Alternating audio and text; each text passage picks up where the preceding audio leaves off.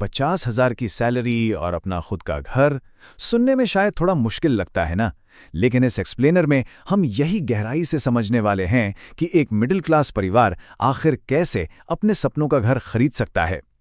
घर खरीदना अपने आप में एक बहुत बड़ा फैसला है, खास करके तब जब आमतौर पर यह माना जाता है कि इसके लिए एक बहुत बड़ी आमदनी का होना जरूरी है।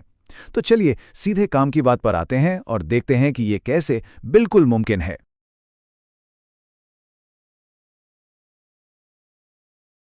चलिए जल्दी से इस चर्चा का स्ट्रक्चर देख लेते हैं। हम शुरुआत करेंगे बजट बनाने के तरीके से, फिर समझेंगे लोन रेट्स और सब्सिडीज को, उसके बाद प्रॉपर्टी और लोकेशन पर बात करेंगे, फिर डाउन पेमेंट इकट्ठा करने की स्ट्रैटेजी देखेंगे और आखिर में अपने इन्वेस्टमेंट को सुरक्षित कैसे रखना है इस पर आएंगे। अक्सर एक बात सुनने को मिलती है कि भाई 50,000 की सैलरी में घर खरीदना तो बिल्कुल नामुमकिन है।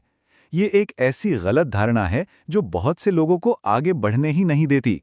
सच्चाई तो ये है कि सही प्लानिंग और फाइनेंशियल जागरूकता हो तो ये कोई नामुमकिन बात नहीं है। अगर गणित सही हो तो 50,000 रुपए की ग्रॉस सैलरी से लगभग 25 लाख रुपए तक का प्रॉपर्टी बजट बहुत आराम से बनाया जा सकता है। ये कोई हवा में की गई बात नहीं है। ये पूरी तरह से नंबर्स और फाइनेंशियल स्ट्रक्चरिंग पर आधारित है, जो आगे बिल्कुल स्पष्ट हो जाएगा। तो इसीलिए सबसे पहले आते हैं सेक्शन 1 पर, बिल्डिंग द बजट। रोजमर्रा के खर्चों और सुरक्षित उधार लेने की लिमिट को समझना सबसे पहला और अहम कदम है। अब देखिए, 50,000 ग्रॉस सैलरी का सीधा सा मतलब है कि पीएफ और टैक्स कटने के बाद इन हैंड आते हैं लगभग 43 से 45,000 रुपए। अगर एक प्रैक्टिकल मंथली बजट बनाया जाए तो 10,000 रेंट के लिए, 11,000 राशन और आने जाने के खर्चों के लिए और 5,000 पर्सनल खर्चों के निकाल लीजिए। ऐसा करने पर भी लगभग 18,000 रुपए बच जाते हैं और यही 18,000 रुपए एक फ्यूचर ईएमआई का टारगेट बनेंगे। और यहीं पर एंट्री होती है एक बहुत ही जरूरी नियम की, जिसे कहते हैं द 40% ईएमआई रूल। ये एक एकदम सख्त गाइडलाइन है जिसके अनुसार होम लोन की ईएमआई इन हैंड सैलरी के 40% से ज्यादा कभी नहीं होनी चाहिए। अगर 45,000 इन हैंड है तो उसका 40% हुआ 18,000। ये रूल एक सेफ्टी नेट है ताकि ईएमआई भरने के बाद भविष्य में किसी भी तरह की फाइनेंशियल घुटन ना हो। इस टेबल को देखकर पूरा गणित एकदम क्लियर हो जाएगा। 45,000 की नेट इनकम पर 18,000 की सेफ ईएमआई बनेगी, जिससे लगभग 21 लाख का लोन मिल जाएगा। अब इसमें 4 लाख का डाउन पेमेंट जोड़ लें तो टोटल बजट हो गया 25 लाख। लेकिन यहाँ एक बहुत ही शानदार ट्रिक भी है।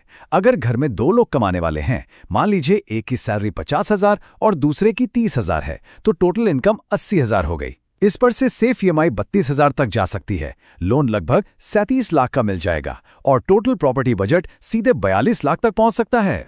आगे बढ़ते हैं सेक्शन 2 पर, लोन रेट्स एंड सब्सिडीज। अपना बजट सेट करने के बाद अगली बारी आती है सबसे सस्ता लोन ढूंढने और सरकारी फायदों का पूरा इस्तेमाल करने की। 2026 के शुरुआती होम लोन रेट्स पर नजर डालें तो एक बहुत साफ ट्रेंड दिखता है। पब्लिक सेक्टर बैंक्स जैसे बैंक ऑफ बड़ौदा और एसबीआई हमेशा सबसे सस्ते ऑप्शंस देते हैं, लगभग 7.2 से 7.5% के आसपास। वहीं प्राइवेट बैंक्स थोड़े महंगे होते हैं। तो होम लोन एप्लीकेशन के लिए पहला स्टॉप हमेशा सरकारी बैंक ही होने चाहिए। सस्ता लोन लंबे समय में लाखों रुपए बचा सकता है। शुरुआती दौर में ईएमआई का बोझ कम रखने के लिए एक स्मार्ट टेन्योर ट्रिक काफी काम आती है। 20 साल की जगह अगर 25 साल का लोन टेन्योर चुना जाए तो मंथली ईएमआई में लगभग 3,000 रुपए की कमी आ सकती है। इससे बजट में तुरंत थोड़ी सांस लेने की जगह मिल जाती है। और फिर आगे चलकर जैसे जैसे आमदनी बढ़े वैसे वैसे प्रिंसिपल अमाउंट का प्रीपेमेंट किया जा सकता है। अब आती है सबसे अच्छी खबर, प्रधानमंत्री आवास योजना यानी पीएमएवाई। ये कोई छोटी मोटी टैक्स छूट नहीं है, बल्कि 2,67,000 रुपए की डायरेक्ट सब्सिडी है। मिडिल क्लास कमाने वालों के लिए ये सच में गेम चेंजर है। लेकिन इस सब्सिडी को क्लेम कैसे किया जाए? पीएमएवाई, ईडब्ल्यूएस या एलआईजी के नियम काफी आसान है। परिवार की सालाना आमदनी 6 लाख रुपए से कम होनी चाहिए, खरीदार का ये पहला घर होना चाहिए, प्रॉपर्टी का आकार 60 स्क्वायर मीटर के अंदर होना चाहिए और एक महिला को एप्लीकेंट का होना सख्ती से रेकमेंड किया जाता है। जब ये शर्तें पूरी होती हैं तो ये सब्सिडी सीधे लोन के प्रिंसिपल अमाउंट से माइनस हो जाती है, जिससे ईएमआई का बोझ और भी हल्का हो जाता है। चलिए देखते हैं section 3, property and location. Financing समझ आ गई, लेकिन आखिर इस बजट में प्रॉपर्टी मिलेगी कहाँ?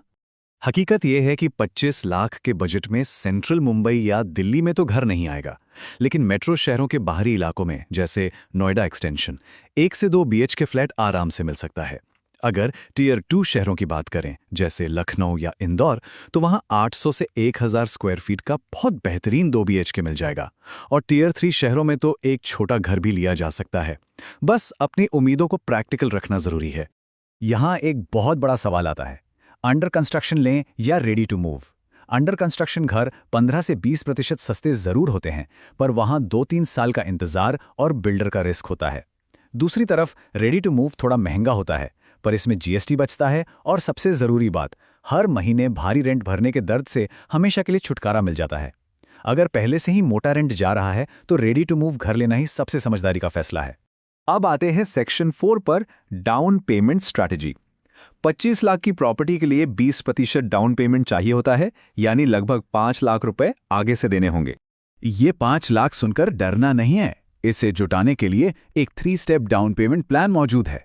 पहला कदम, बिना देरी किए म्यूचुअल फंड्स में हर महीने 5,000 रुपए की एसआईपी शुरू करना। दूसरा कदम, 5 साल की नौकरी पूरी होने के बाद अपने ईपीएफ से घर खरीदने के लिए पार्शियल विड्रॉल का इस्तेमाल करना। और तीसरा, अपनी फैमिली से बिना इंटरेस्ट का लोन या थोड़ी मदद लेना। इन तीनों को मिलाकर ये 5 लाख का डाउन पेमेंट बहुत आराम से जमा हो जाता है। अगर इस पूरे प्रोसेस को एक 5 ईयर एक्शन प्लान में बांट दिया जाए तो ये सपना पूरी तरह से एक मैथमेटिकल रियलिटी बन जाता है। पहले साल में सिविल स्कोर को सुधारकर 750 के ऊपर ले जाएं और एसआईपी शुरू करें। दूसरे साल तक पहले 1.5 से 2 लाख रुपए सेव करें। तीसरे साल तक सेविंग्स को 4 लाख तक पहुंचाएं और प्रॉपर्टी की रिसर्च शुरू करें। और चौथे या 5वें साल तक 5 लाख का डाउन पेमेंट पूरा करके अपना घर खरीद लें। आखिर में आते हैं सेक्शन 5 पर, प्रोटेक्टिंग द इन्वेस्टमेंट। घर खरीदने के इस पूरे सफर में कुछ गलतियां ऐसी होती हैं जो पहली बार घर खरीदने वालों का पूरा सपना तोड़ सकती हैं। ऐसी 5 गलतियां हैं जिनसे हर हाल में बचना है। पहली, बिना अपना सिबिल स्कोर चेक किए लोन अप्लाई कर देना। दूसरी, सिर्फ ईएमआई का अमाउंट देखना और पूरे जीवन काल में लगने वाले टोटल इंटरेस्ट को इग्नोर कर देना। तीसरी गलती, ऐसी प्रॉपर्टी में पैसे लगाना जो रेरा रजिस्टर्ड नहीं है। चौथी, अपना सारा कैश डाउन पेमेंट में लगा देना और इमरजेंसी फंड के लिए कुछ ना छोड़ना। और पांचवी, बिल्डर के आर्टिफिशियली बनाए गए लास्ट डे ऑफर के प्रेशर में आकर जल्दबाजी में फैसला ले लेना। सबसे बड़ी सेफ्टी टिप यही है कि किसी भी बिल्डर को एक भी रुपया देने से पहले ऑफिशियल सरकारी पोर्टल पर बिल्डर का रेरा रजिस्ट्रेशन नंबर जरूर चेक करें। रेरा यानी रियल एस्टेट रेगुलेटरी अथॉरिटी। अपना खून पसीने का पैसा सिर्फ और सिर्फ गवर्नमेंट रजिस्टर्ड प्रोजेक्ट्स में ही लगाना चाहिए, तभी धोखाधड़ी से बचा जा सकेगा और इन्वेस्टमेंट पूरी तरह सुरक्षित रहेगी। तो इस एक्सप्लेनर को यहीं समाप्त करते हैं। सही बजट, सटीक गणित और सरकारी योजनाओं के इस पूरे रोड मैप को समझने के बाद अब सिर्फ एक ही सवाल का जवाब सोचना बाकी रह जाता है कि आखिर ये नया घर किस शहर में होने वाला है। यह सफर लंबा जरूर हो सकता है, लेकिन सही प्लानिंग के साथ यह पूरी तरह हकीकत बन सकता है।